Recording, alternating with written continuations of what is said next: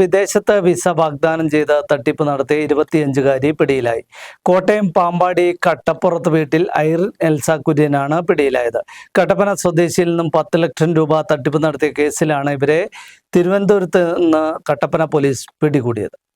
യുകെയിൽ ജോലിക്കായി വിസ വാഗ്ദാനം ചെയ്ത കട്ടപ്പന സ്വദേശിയുടെ കയ്യിൽ നിന്നും 10 ലക്ഷം രൂപയാണ് 25കാരിയായ കോട്ടയം പാമ്പാടി സ്വദേശി കട്ടപ്പുറത്ത് വീട്ടിൽ ഐറിൻ എൽസ കുര്യൻ തട്ടിയെടുത്തത്.